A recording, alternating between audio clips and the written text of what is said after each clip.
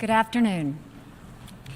There are many terrible things happening in the world today, many things that demand our urgent attention. As we speak, protests are taking place in Nicaragua. Over 146 peaceful Nicaraguans have been killed by their own government in the past 2 months. But we're not talking about Nicaragua today. The people of Iran have been protesting their government for months. Thousands of peaceful Iranian protesters have been arrested. Over 25 are dead.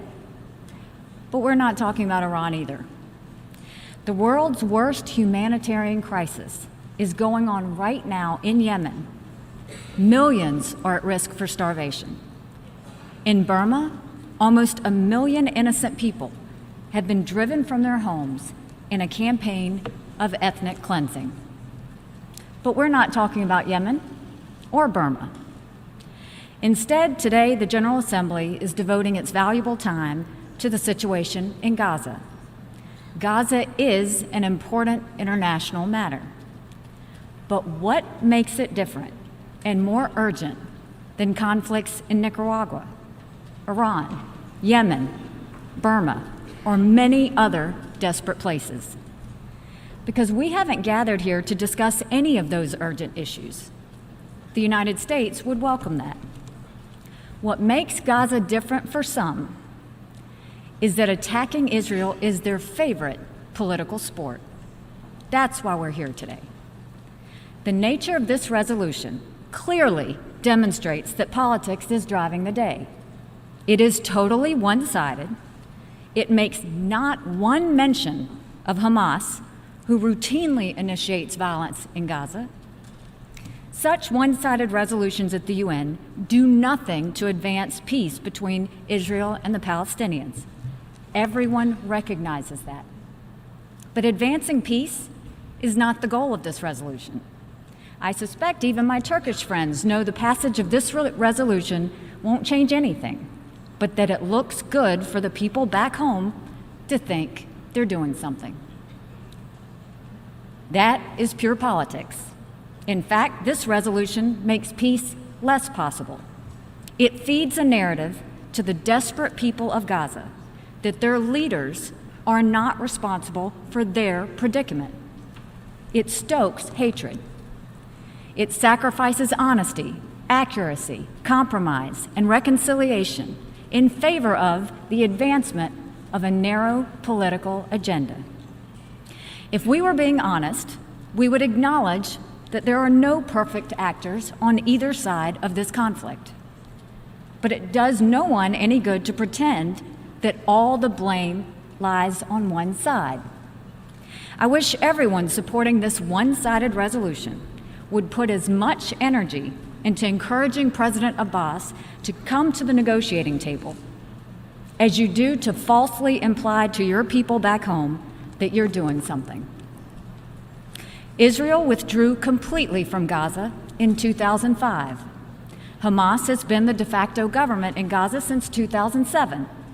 This strip of land along the Mediterranean coast has enormous potential. And yet, after 11 years of Hamas rule, Gaza has electricity for only a few hours a day. It has enormous unemployment and poverty. It is a haven for terrorist activity. At what point will the UN actually hold accountable those who are in charge of Gaza and running it into the ground? Instead, this resolution holds Hamas completely unaccountable for most of the recent unrest. It blames everything on Israel, but the facts tell a different story. It is Hamas and its allies that have fired over 100 rockets into Israel in the past month, hoping to cause death to as many civilians and as much destruction as possible.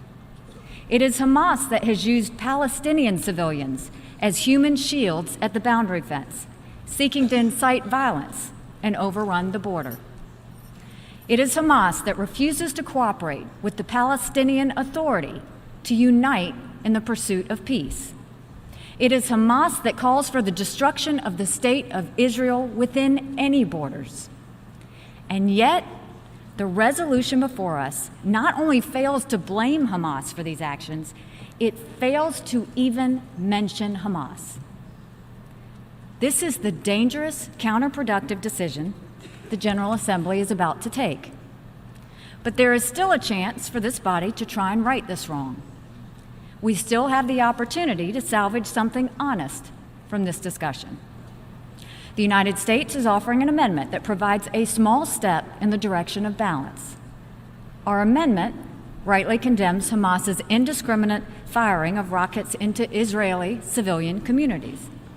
It accurately condemns the diversion of aid and resources from civilian needs into military infrastructure, including terror tunnels used to attack Israeli citizens.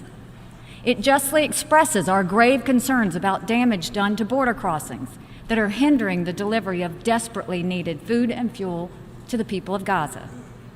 This is a modest amendment that reflects the minimum truth of what is going on in Gaza. It is the least that any self-respecting international organization or nation can do for the cause of peace. To those who are unsure about how to vote, I ask, what part of our amendment is objectionable? Is it objectionable to condemn Hamas for firing the rockets at civilians?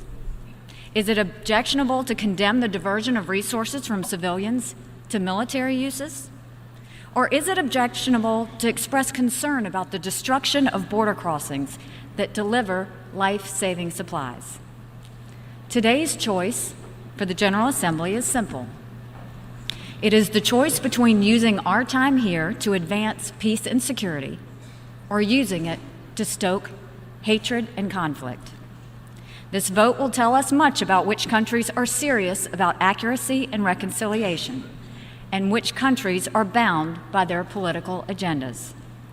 For the sake of peace and for the sake of this institution, I urge my colleagues to support the United States Amendment. Thank you.